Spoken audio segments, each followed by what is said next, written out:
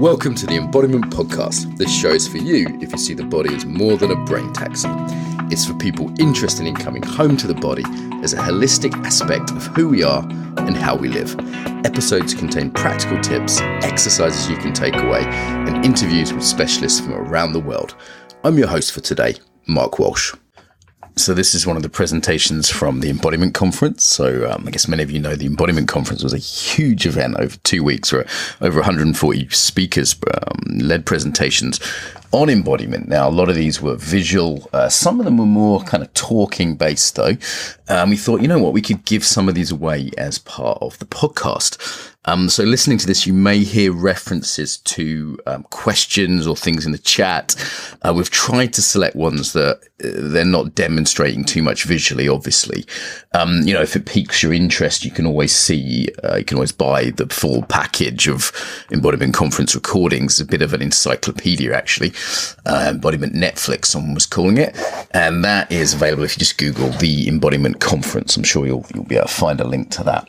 This is one of the speakers, and as I say, it's a bit different. May or may not be me interviewing them, presenting it. It's mostly them just doing their thing, and excuse the sort of occasional references to comments or visual demonstrations. And it just seemed like a lot of the speakers were extremely kind of high level people, and it is stuff we wanted to make available. So here it is. Cool. Great, we're recording. So, conference, the second from last speaker, the penultimate speaker before Ken Wilber, and then the closing party, Irene Lyon. So Irene is just one of my favorite people in the whole of the trauma field. I love the accessibility of what she does, the practicality and the depth. Most people don't have the depth and the accessibility. Her background, somatic experiencing, Feldenkrais, other practices that are there, does a lot of work online. I've invited her to the UK. I only invite people that I think are really the very best in their field because I'm lucky enough to sort of be in contact with lots of people. So I'm really, really happy that she's here today. So Irene, you're so welcome. Thank you. Thanks for having me. So I guess trauma is our topic. What's trauma? It is. What's trauma? It's one of those tricky ones because the moment you say or hear that word, for everybody here, what's the first sort of, and you could type this in the chat or you can just think it in your own mind, but what do you think of? It's a loaded word we find in our work. Mm-hmm. And what I've learned, because I didn't go into this field wanting to be an expert in this, it happened sort of by chance and because it was just really what had to happen. But I never really knew what it meant until I got into the more somatic work, the somatic experiencing work. This is the work of Peter Levine. And so the way we define it, at least, is there's two definitions. One is more sugar-coated and one is more serious. And the sugar-coated version would be bad stuff that happens to people. So that's as simple as it can get. And actually that covers an entire spectrum from early trauma to in utero trauma to transgenerational trauma to shock traumas to medical traumas, all these things. If I take a more sophisticated physiological explanation for trauma, it's that trauma is nervous system dysregulation. Nervous system dysregulation. So we need to obviously to understand what our nervous system is and understand what regulation is. But then the sidebar to that would be, we often think that trauma is in the event. So it's in the car accident, it's in the abuse, it's in the war. And that's partially true, but we also know that two people can have the exact same experience. And one will come out with, I see someone wrote in their flashbacks and chronic illness and PTSD, and another person will come out of the exact same event and they'll be fine. And that's really the question that I think my colleagues, my mentors, such as Peter Levine, Kathy Kane, I have to mention her because she's a superstar. That's what they really see as different, is we can't look at the event and the situation so much, but what's happening in the person's physiology, what's happening in the person's body system that's either allowing them to process that bad thing or not. And when we don't process it and integrate it, what happens? We get PTSD. We end up with chronic illness. And we now know that there is a strong link between adversity, early trauma, and chronic illness later in life, as well as mental illness. It's the work of the ACE study. I think, Mark, you and I have talked about that a little bit. I'm not sure who here is familiar with the ACE study or if that's been talked about yet in the conference. So we've had quite a lot of trauma speakers on. I'm also looking from, in the chat, there's quite a lot of experience here of different modalities, but I'm also aware that the way the conference is, this may be their first call. So maybe we could see if people could give us a wave if they've seen at least one of the other speakers talk about trauma already. Just give us a wave. So it's maybe half of the people. Okay. Yeah. So maybe let's cover some basics and then take it more into your sort of specialism within that. Totally. What's a basic you would like to know, Mark? Okay. So with some definition of trauma, I think not everyone is aware of some of the symptoms of trauma, because they might think they might be thinking of like the crazy NAM vet having mad flashbacks, and not the ways it can show up just in other ways much more commonly. So I'm going to make a list. This is by no means comprehensive. It's just what's popping into my brain right now. But one of the more common ones is anxiety, panic attacks. So we could say anxiety and panic attacks. There's a spectrum there. There's depression. Those two are actually on a spectrum, anxiety and depression. Typically when someone is into the phase of having biological depression, their system has been dealing with intense anxiety and panic. They might not even know it. And as a protective response, the system goes into this shutdown. Who's here has heard of fight, flight, freeze? Most of us know fight, flight. Thankfully, we're becoming more commonly versed in this idea of freeze, which is our shutdown response, which is actually what in the common current Western world is our number one go-to when things are too overwhelming. We kind of numb things out. We stop feeling the body, hence why we're here talking about embodiment. If we didn't live in these sort of spectrums of depression and anxiety, and I'll just unpack that in a second, we actually wouldn't need embodiment practices, right? It would just be natural. It would be the way a healthy newborn baby and toddler is when they're just exploring the world. They are fully embodied because their mind and their brain and their cognition hasn't developed yet.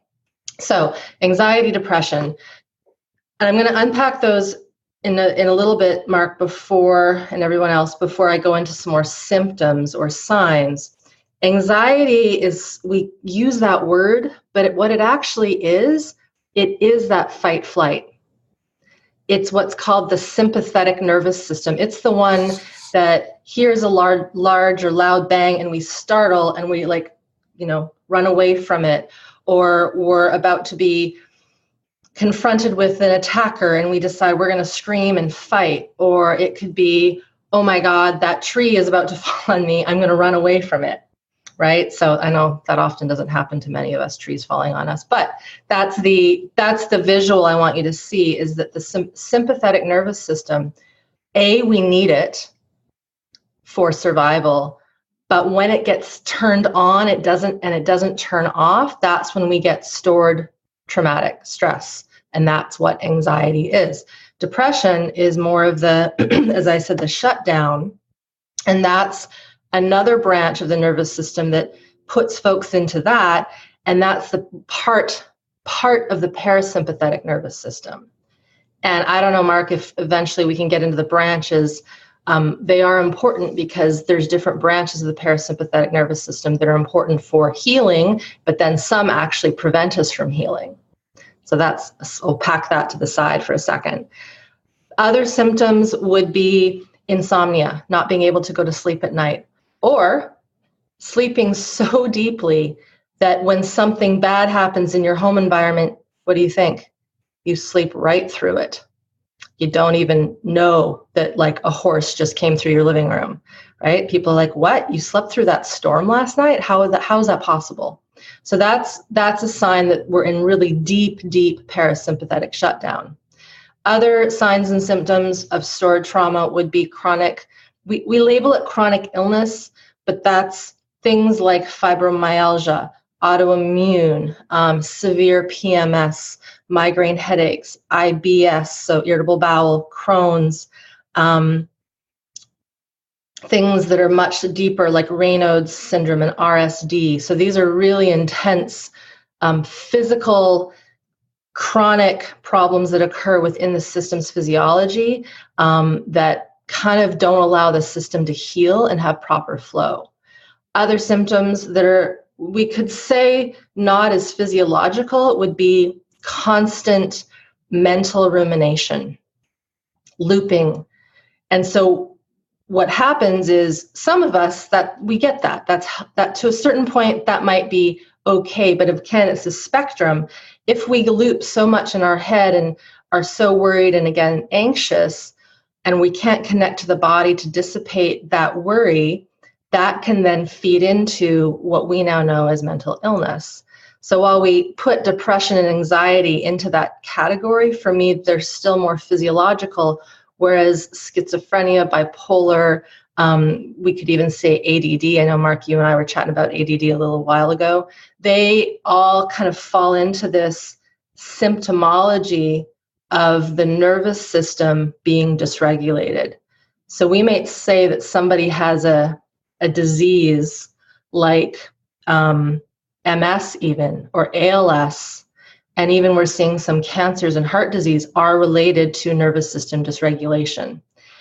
So one might say, well, isn't this all of our health problems, Irene? You know, with the exception of if you go and you break your leg and you get it fixed. And the interesting thing is that we're really starting to see that most of our chronic illness is in some way connected to the nervous system, the autonomic nervous system being, for lack of a better way of saying it, out of whack. I always say out of whack. It's just wonky. It doesn't know how to find, I'm going to use my hand right now to just show you. It doesn't have this nice, smooth, up, down regulation, which is what we want. We don't want our system to be stuck up in a high or stuck down in a low. We want it to respond to the environment and what's happening to us, but we also don't want to stay trapped in the stress cycle when we're just sitting here talking like this. We want to be engaged. And when we're engaged with other humans and other mammals and with, say, our tasks, we actually want to have regulation in the system. We don't want to be in survival stress. But as we're seeing, a lot of people stay in that survival stress. And then the other thing that is a kind of classic symptom sign that there's dysregulation is relationships. So individuals either avoid or they go into relationships that are not healthy. This gets into attachment, attunement, all these sort of pieces of human development that we really need when we're young to have good nervous system regulation, which basically affects mental, emotional, relational, and if we go even far, spiritual. Irene, thank you so much. There's one thing I was a little remiss to say to people, which is my experience of hosting online trauma calls is trauma education calls is that the topics can be quite heavy. So if at any point you want to move around, really feel free to do that, because there's something about being stuck in one place. And Irene knows about this than me, which can be quite unhealthy. Well, even maybe it triggers memories and associations. And, so do feel free to stand up and wriggle and move, like I see this kid doing naturally here with Amy.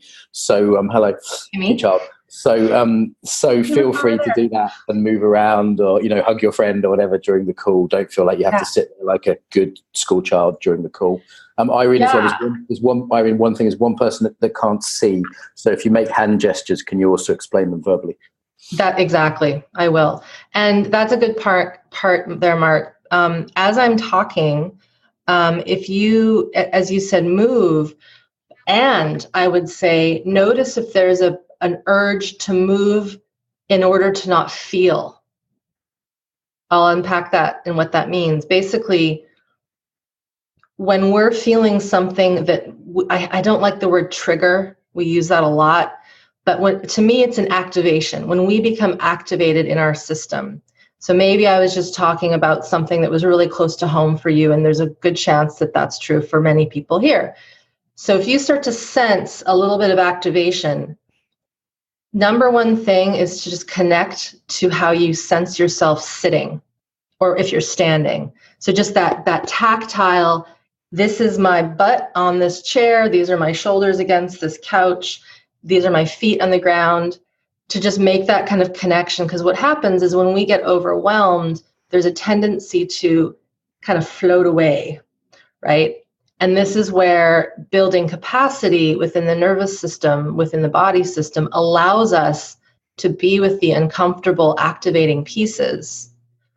And so movement is important, but see if you can in the next 45 minutes or so to go into that movement with a conscious attention and self-awareness of, I'm feeling a little bit of something in my chest or belly. Let me just notice that as I stretch out my arms, or as I warm up my hands, or as I give myself a little pat on my shoulders or a little squeeze, right? So does that make sense to people? That we need, I believe, at least with this theme here that we have of embodiment and trauma, it's super important to know that how we heal stored traumatic stress is to stay in the body and try not to cope and manage the activating pieces that are coming up. Does that make sense, Mark?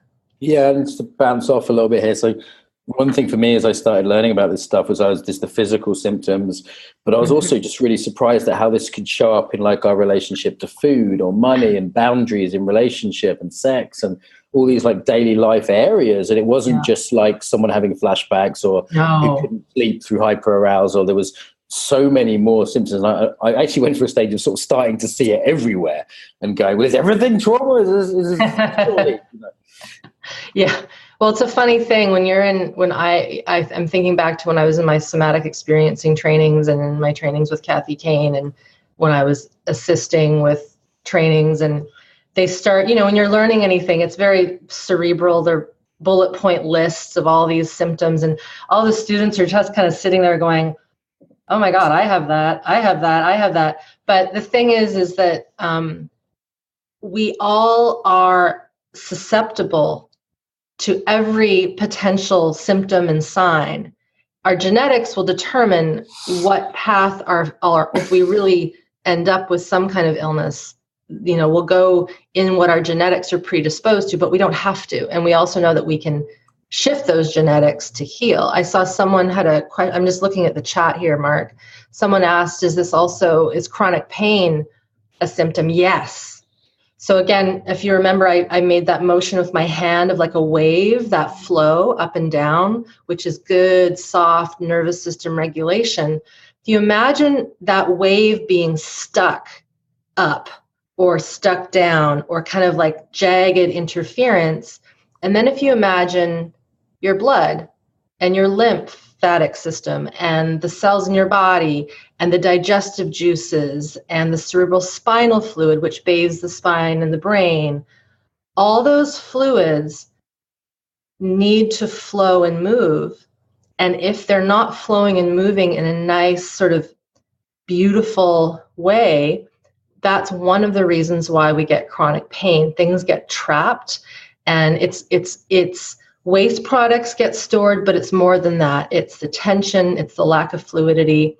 And I always use the famous thing that Peter Levine always says, and that's that pain is trapped sensation.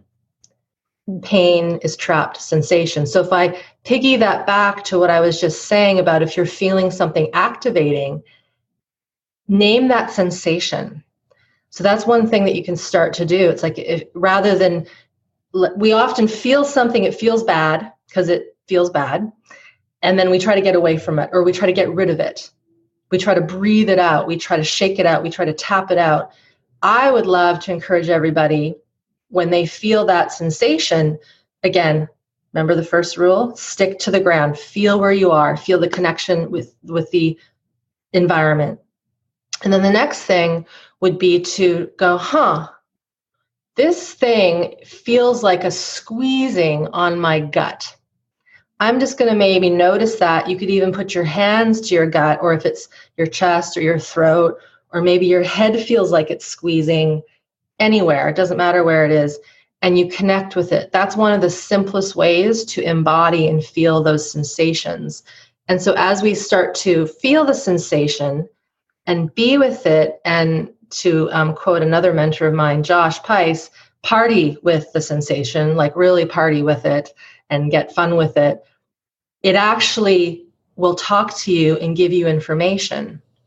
If you think about it, if you have a friend and they're trying to tell you something and you just ignore it and start breathing deeply at them and shaking out when they're trying to talk to you, they're not going to like that, right? Think of your body sensations exactly the same way. If you've had trapped stress and trauma, when we get more embodied, and Mark, this is probably what's coming up with some people within the last week and a bit, things are going to, like, there might be things that feel really icky. Anybody experiencing some of that? Really bad, scary. There might be more fear come up. There might be more anxiety. And it's like, what? Like, this is supposed to be going away.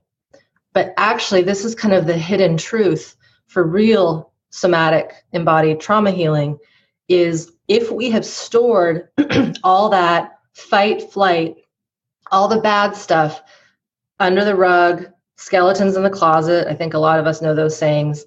When we start to get more embodied, those skeletons and that dirt that's under the rug, what do you think is going to happen?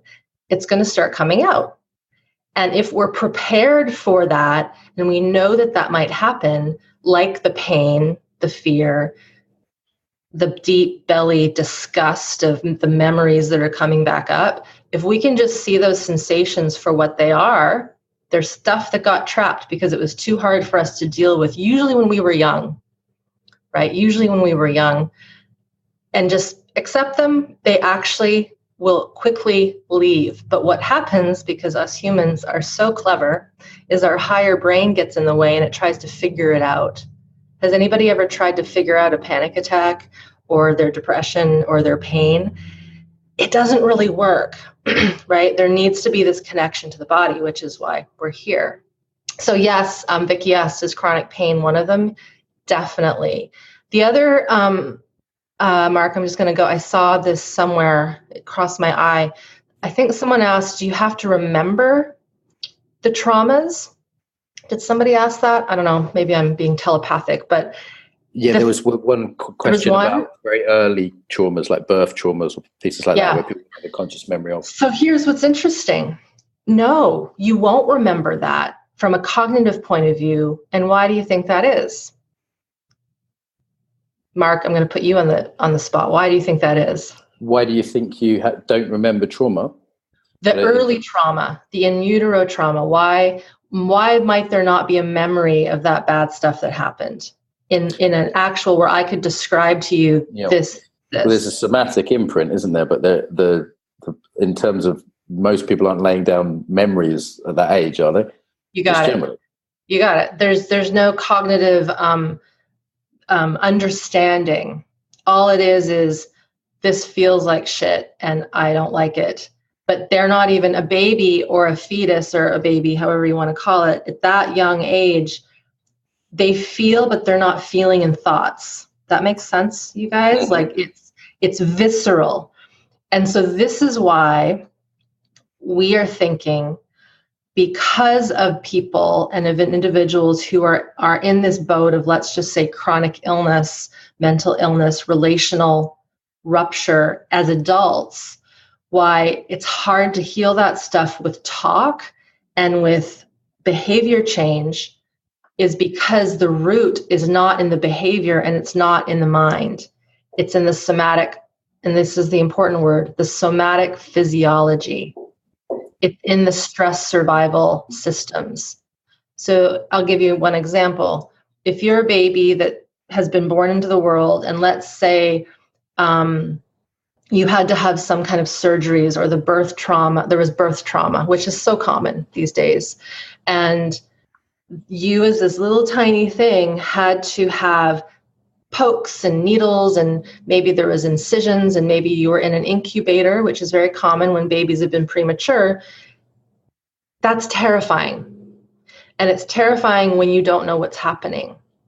And finally, thank God, we're starting to realize that babies feel. There was a time in psychology where they're like, no, they don't feel. They are the opposite. They feel everything because that's all they have, right? And so as an adult, if you know, or if you have a hunch that there was maybe something, because a lot of us, our parents have already passed and they can't tell us, that's where things like unexplainable symptoms, unexplainable stress reactions, preferences to certain things, that's where that should be a tip-off. Maybe there was something that occurred, and this is a physical reaction to that early traumatic event that there's no memory of. I feel like we've spoken a lot to the basics here, the foundation. A lot of people here who've been on other calls. So we've had calls with, Paul Linden, with Betsy Politan, who was fantastic. I know Betsy well. David Bocelli, Paul Linden, Shoshana Garfield, Marcella, Amber Elizabeth Gray. We've had all these people on. I'm wondering if let's move it to some of the more advanced questions that you see in the thread, to give the kind of practitioners, because at least half the people here are professionals. Yeah, let me just have a look if there's any there, or maybe any sort of common misunderstandings in this field that you're coming across. What are most people misunderstanding about trauma? Sure. There's a lot, but I think, in fairness, there's a lot because this is new. And one of the common misunderstandings, there's two. So one is that we have to shake to release trauma. So I'll unpack that. And the other is that the brain is in charge. And so I'll start with the brain piece. So clearly our brain is important, because if you were to take our brains out, we wouldn't survive. If you were to take a part of the brain out that's really important, we'd have trouble.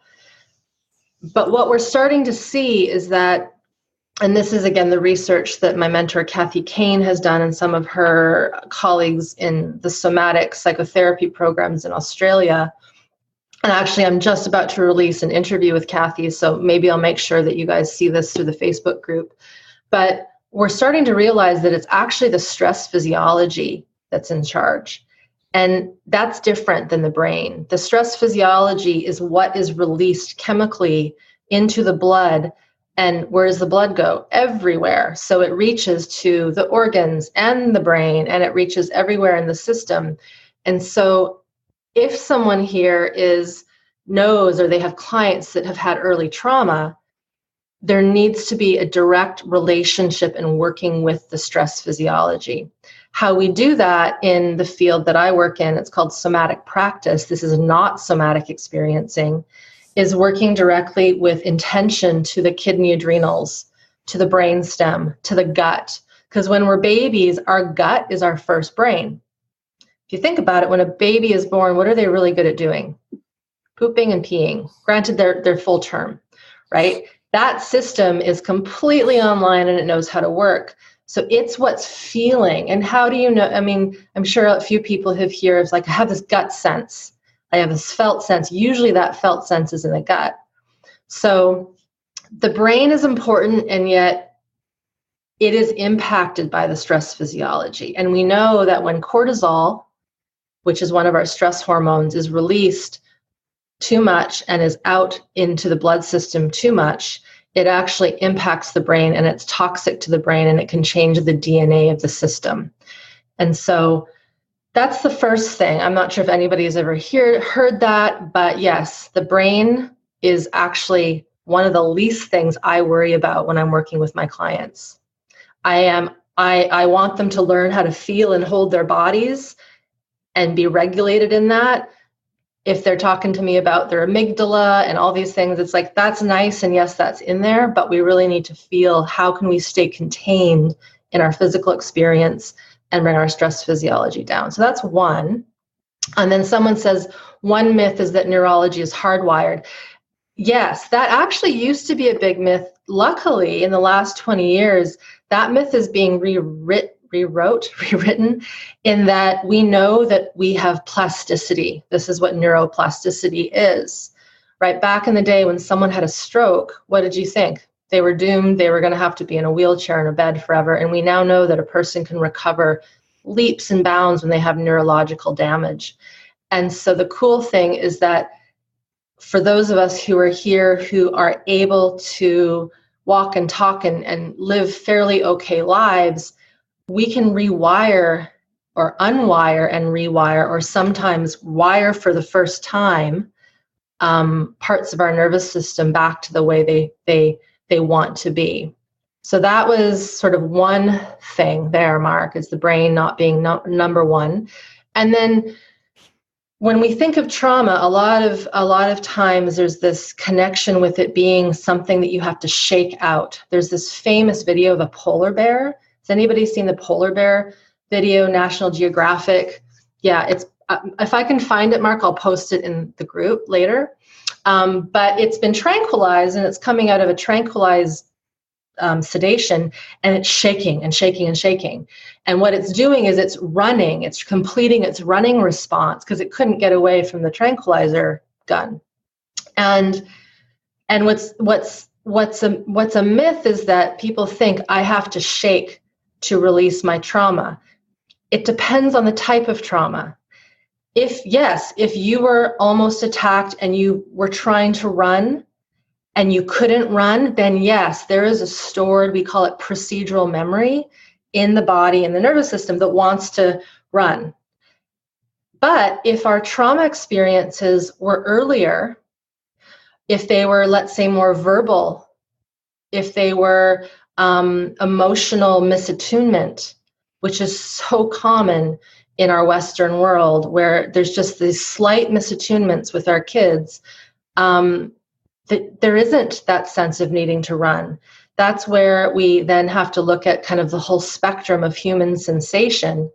And I use that word rather than emotion, because sometimes what a person experienced when they were young as misattunement, it might not have a specific emotion like anger or disgust or grief or sadness. It just might be this gobbledygook mess of sensation. And so sometimes processing trauma isn't these big shaking responses, but it can be heat. It could be cooling. It could be tingles. It could be tears, or it could be needing to just say F off to the air because the person that harmed you isn't there, and nor do you need to say that to the person that harmed you. That's actually that just led me to another important thing. There's this thought that we have to go back and make amends with family, people that have hurt us. I don't recommend that unless you have a good relationship with them now. What I found with my students, Mark, and everybody here, is that there's this thought that I have to go back and tell them how bad they were to me and how that screwed me up and how dare you and I hate you and all these things. And that never works. And it never works because typically the family system hasn't done the healing to even know what to do with that information. And so then what happens? That person then attacks or defends, and then it continues and perpetuates this cycle. It just loops it. So that's where I always say, number one, have your own support system. And in humans, our support system isn't always our blood system, if that makes sense. Like, I think there's probably a few people here, I'm sure at least one or two, who have known that they've had to disconnect from their family of origin because it's just too painful and nobody wants to do the healing, which is why this is such a great milieu and support system, because we're all here wanting to do this work. So those are sort of my big myths. I'm sure there's more in my brain somewhere, but those are the first ones that came to mind. Irene, there's loads of questions there. I'm sure we won't get to all of them. So I just want to say, hey guys, if if Irene doesn't get to your questions, then that's just how it's going to be today. I see one that I'm going to tackle. That's great. Okay. There's a few. One is Irene saying that not all trauma is stored in the body. No, it is stored in the body. Where it's stored in the body, we won't know until it starts to come up. And this is another thing. This is why I'm very cautious about sharing, say, my experience of how I've had healed my trauma, because someone might think, oh, well, because that's happening to her, that's going to happen to me. And this is where education, if you come out of anything from this chat with me today, is you got to understand what trauma is, I believe, from the physiological level, what can happen when that comes out, but also know that you're unique. And because your history is unique and the way that we've micromanaged and coped is unique, how that comes out is going to be very, very individual. So it is in the body. Where it is individual. Darlene asked, can you speak about the aspects of the parasympathetic? So I mentioned a second ago that there's different branches of the parasympathetic nervous system. And basically, who here has heard of the vagus nerve? The vagus nerve. Has that been talked about yet in the conference, Mark? Yeah, we couldn't get the man himself, but we've definitely, other speakers mentioned it. Sure. So I'll channel Porges. So Stephen Porges is the founder of the polyvagal theory. A lot of his work, not a lot, all of his work explains the ACE study. That's a fact. So basically, you've got your autonomic nervous system that is the fight, flight, freeze. It's a survival. And that autonomic nervous system has the sympathetic, which is fight, flight, and the parasympathetic, which is the rest, digest, slow down. But there's another branch. And so there's two branches to the parasympathetic. One is the social engagement part. We would call this pro-social nervous system. So that's what allows me, if I start making funny faces to you all, right, you guys can start playing with me. We can kind of smile. We can stick tongues out at each other. It's why when you have a dog, you can do this, and he kind of looks at you like that, right? Everyone do that, right? It's like, right? That is, not only is that a way of connecting with other mammals, humans, we orient that way. So when we can look around and maybe try this right now and see where we are, check out the space, check out your hands. That is priming the social engagement nervous system of the parasympathetic. It's called the ventral vagal portion of the parasympathetic nervous system. Ventral meaning front, vagal meaning vagus nerve. The only reason it's called ventral is because it comes out of the brainstem, the vagus nerve on the front. The other portion of the parasympathetic is the dorsal vagal, dorsal meaning back. I'm curious, when you guys looked around, who here felt that their breath came back a little easier? Anybody? Yeah, I saw a few hands there. Why do you think that's happening? The reason it's happening is the moment we engage back with our environment and see, it kind of puts the reset back on place. It kind of sets us back. So that's one tip or one thing you can do to kind of re-engage with your body. Isn't to actually try to feel your body, but it's actually to be engaged with the environment. And then that by default brings you back into the body because you're having to move your eyes and move your head. So back to the parasympathetic. Social engagement side is the ventral vagal portion of the parasympathetic. The dorsal vagal portion, that is the slow down, rest, digest.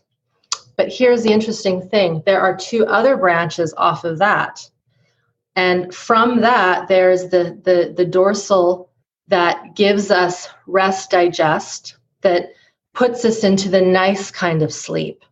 The sleep that's restorative, that sleep that lets our cells stitch back up. It allows our gut to heal at night so that it doesn't have holes in it in the morning. That's where leaky gut comes from. So in order for us to have good immune function, good cell repair, and a healthy gut, when we go to sleep or when we're chilling out and resting, we want to go into what's called the low tone dorsal of the parasympathetic nervous system. This is not something you will find in popular press magazines. This is deep Porges work. And so low tone dorsal is the good kind of parasympathetic. High tone dorsal is that deep freeze shutdown. That's the, oh my God, I just broke my leg and I'm going into shock. That's the, oh my God, I just lived a life of having to be repressed and not speak my truth. And I'm so numbed out that I just can't feel anything anymore. I can't cry. I can't get angry. I'm just like flatline numb. That would be that more depressive kind of archetype of a person. So those are that's the breakdown of parasympathetic. There's the social engagement, which is what we should as humans be in like 99% of the time. And then there's the survival-based parasympathetic, which is the deep, deep dorsal shutdown. And then there's the restorative low-tone dorsal of the parasympathetic, which is what gives us a chance to heal and recover. So I know that was a lot. I do have logs that go down that route, and I describe those branches. But if I tie this back to trauma, Mark, and everybody here, our goal as human beings in terms of healing the nervous system and restoring regulation back in place is we want to get out of that deep, deep shutdown. And we want to get out of that fast sympathetic fight flight. And we want to find more and more ways to live in that pro-social social engagement portion and in the rest digest portion. Now there's one. Irene, I want to give people can we give people a quick digestion break? Because I'm aware that this is a heck of a lot of great information. It is. What I find with these conversations, they accelerate and more chat comes in and more thoughts. And I'm wondering if we just all take a moment with it to feel, to breathe, to just even 5 seconds of silence. Yeah. Is that okay? I know it's a bit unconventional for an interview. Well, what I would encourage is silence, but also as I talk, to stay connected to yourself. And that's again, in terms of building capacity, the more we can stay connected to our sensations and body while intellectual learning is happening, it becomes less overwhelming. Yes, actually. I've noticed this during the conference. The visual sense is so grabbing of my attention with all these different people. And I've really been learning the last 2 weeks just to stay anchored in myself while the conference has been on. And I think that's an essential skill for the 21st century.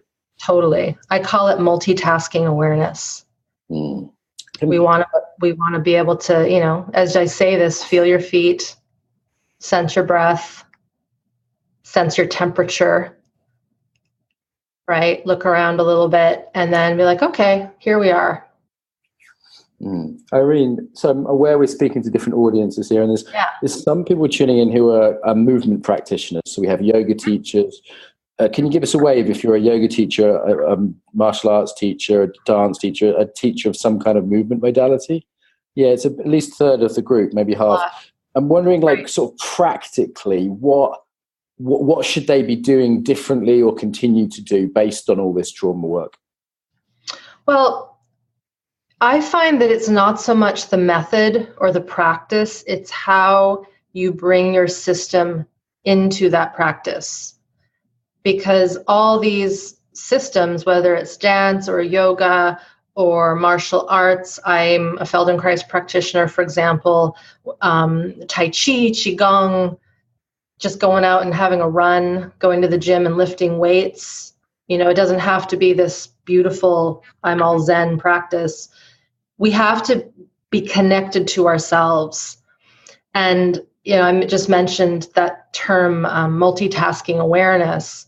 So let's just say you are going out for a walk. I'll actually keep it really simple. There's a tendency right now in our culture to distract ourselves so that we can bear going for a walk, right? So we'll listen to things, we'll listen to podcasts, we'll do the things. That's when we'll have that discussion with someone, is when we're going for a walk. And I think there's a time and a place for that, but there's also a need in these movement practices to actually learn how to listen to your entire organism. And as I've been talking, I'd be curious to know, a moment ago I said, can you connect to the ground? Can you connect to your feet? Who slipped out of that connection as I started to give you this tip or more teaching? I'd love to know, because there's this skill of being able to stay connected to your brain and your mind and what it's saying while staying connected to your body movement. And one of the things, Mark, that I found with practicing and teaching movement is we've lost touch with how to move. And I don't just mean we're stiff and we're not acrobatic people, but just the basic elements of feeling when we are off balance, we often don't even know it. Like a lot of people's postures are in a sense strained unnecessarily because there's this lack of attention and awareness to tension in the body, right? We've gotten so used to powering through, and the subtleties, I like to call it the minutia of our system, doesn't even come into our awareness. Does that make sense? So one of the things for embodiment to me is to really, really connect to the whole being. And if it's hard to do the whole system at once, start with these 3 things. Can you feel the ground under you, right? Can you sense your throat, and is it tight or is it open? I rather say that than are you breathing? I like to just say, is your throat soft? Can air come in naturally, right? And then the next thing is, while you're moving, can you orient to the environment that you're in while continually connecting to the ground and continuing to keep a softness through the throat? Because if you keep a softness through the throat, that then trickles out into the belly, into the heart, into the fascia. But if you're really tight as you're trying to get that pose right, or I got to go ahead and get that walk in, or I've got to, it puts us into this strained kind of physiology, and we want to get out of that when we're doing these practices. I hope that's useful. I hope that makes sense. And in terms of people teaching, if they're teaching dance classes or martial arts classes, like maybe they're not going to become trauma therapists. They just want to be a little bit more kind of trauma aware, Yeah. Yeah. So I have a great article. I won't get the title right. I should. It's like 10 ways to have a safe practice. I totally botched that. But basically, if you're teaching, you want to understand this social engagement portion of the nervous system. And I'm going to pick on yoga for a second. I have many friends, you being one of them, who teach yoga. But if you think about the classic yoga environment, you have your mat and you stay on your mat. You go, you lay down, you're quiet, you do the practice, and then you leave. I'm sure, Mark, your classes are nothing like that. But what I encourage people to do when I'm teaching them how to be more trauma-informed is, before you get into the practice, make sure that the person sees and connects with the people in front of them, behind them, and to the left and right of them. And the reason why, and it doesn't have to be anything crazy, just like, hey, I had eggs for breakfast, or hey, I watched this show last night, or hey, my feet are cold. Like, it doesn't even have to be anything significant. It's just to verbalize to the person next to you. It could even be a nod. It's like, hey, how are you? And I tend to find that you want to make these engagements non-spiritual. And by that, I mean just small talk. We actually think that small talk is this bad thing that's so linear, and it's so important. There's a reason why when you're in an elevator, you don't start up a conversation about something deep. Oh God, it's raining today. Oh, I know, it's raining again. Oh, I wish that, right? That is actually really important social engagement behavior. Irene, can I just jump in? You're teaching people the British skill of talking about the weather. This is fantastic. The world needs to learn this. And it's a great way to start a yoga class, right? Saying, hey, say hello to the person next to you, tell them what you had for breakfast. Totally. Social engagement. Totally. Yeah. And what happens is, when you do that, you know that your neighbors are safe, and there'll be less of this need to compete. Or if you find yourself, oh, I'm going to fall. Oh, I fell. Ha, ha, ha. Rather than, I got to keep myself perfect. And so there becomes more of a companionship rather than this competitive ship in the classes. The other thing for teachers to really entrust their clients or their students, to let them know that if they have to stop and pause and sit up or get up and walk around, that's okay. Yes. And there needs to be almost a hidden handshake, that everybody knows that if someone gets up and stops doing the practice, good for them, right? The moment there's they can't handle that, we have a problem in that class, because then that sets a field, like a quantum field of competitiveness, and it's not okay to be yourself, right? And so, again, those are just two things that I talk about in that article, but the more you can socially engage your clients or your students, make them feel safe, make them know that this isn't a test, right? They're there to be embodied, and if they're coming out of their body to try to perform, then stop the practice. Come back, if that makes sense. Yeah, and yoga's really come a long way in the last even 2 or 3 years, and things like consent cards and, you know, people having conversations about adjustments and hierarchy. It really feels like this conversation is moving into yoga. It might end up getting to martial arts eventually. Paul Linden is a good resource for that if you're a martial artist. And so I'm really loving what I'm seeing. And like Vidyadasa, who's the web designer for this conference, I also go to his yoga class. And as soon as someone rests or go to the toilet or does something different, he doesn't just not punish them. He sort of positively reinforces it. He'll say, it's really okay if you want to rest. No problem. I see some of you are resting now. Totally okay. And you know, without making them feel sort of pointed at. And that I feel like that's just that little gentle pointing out that it's cool is so skillful. It's so skillful, and I want to stitch that in with what I was talking about earlier about chronic illness and these deep syndromes that happen when we have stored trauma. As a culture, as a symptomology, we tend to override our sensations and our biological needs. And so when we're in these classes, use that as the time to not override, because if we keep overriding and, I'll go to the bathroom after, or, I'll figure out that pain later, or, I'll cry that tear when I get home, it might not come back for another week or two. So that's where really see these practices as a way to not just do the practice, but be biologically embodied and let your organism do what maybe it's never been allowed to do since before you were born. Because we know that, transgenerational trauma is real, and we will carry our ancestors' stubbornness and, willfulness and pain and all that. And so what I want to say, actually, because I know we're getting to the end, is the work that we do to uncover these stored traumas, the pain, because it will be painful. It's going to sometimes suck and feel like gross. And the reason it feels gross is because it was so much that we had to store it. But we're in a really interesting point in time, because I can guarantee you my parents weren't in a conference like this in the 70s talking about their traumas. They weren't, or our grandparents. And so we're really in a very interesting time. And there's a feeling I'm getting with a lot of my students, they want to have it done faster.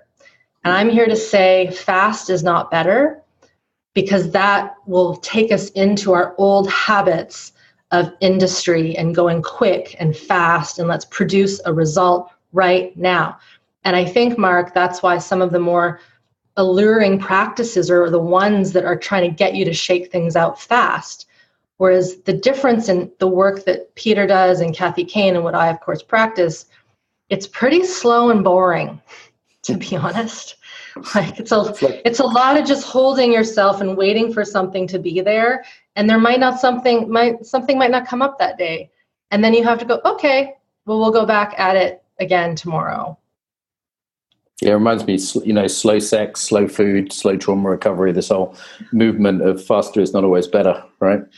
And and I'll make a connection. I mean, I was in the fitness and nutrition industry from 96 to 2008, my other life. And the reason I left it was because what was the same thing every year?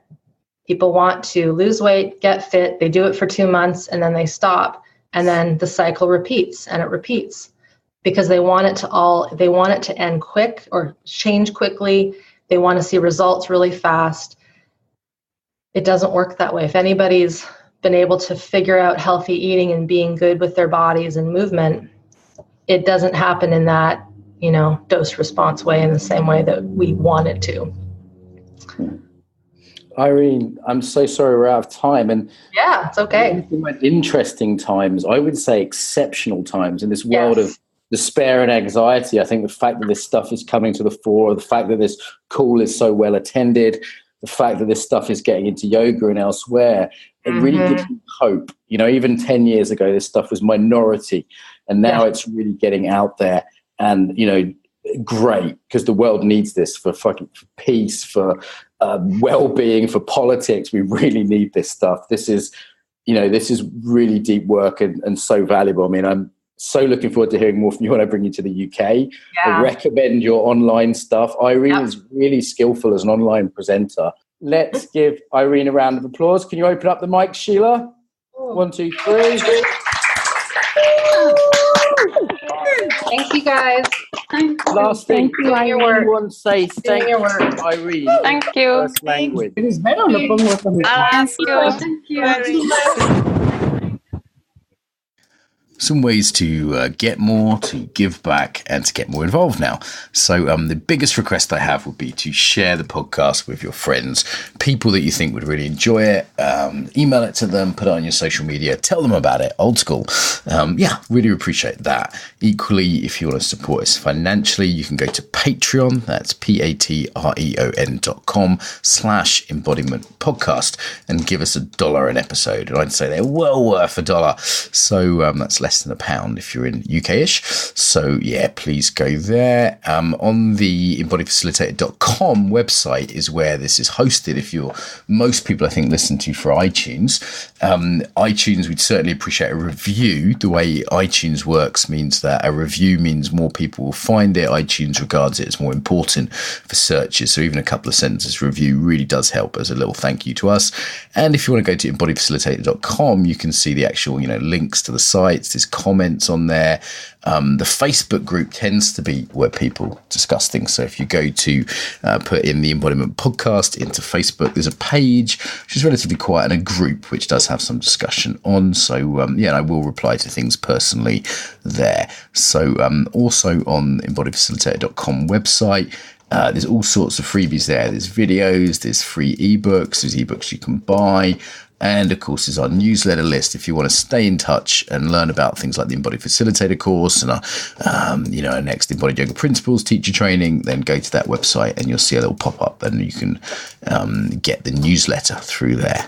Okay, so I think they're the main ones. Tell your friends, pay us some money on Patreon, give us a review on iTunes, send us your email if you want to be on the newsletter list, and get involved on the Facebook there.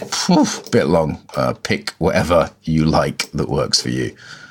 Till next time, welcome home to the body.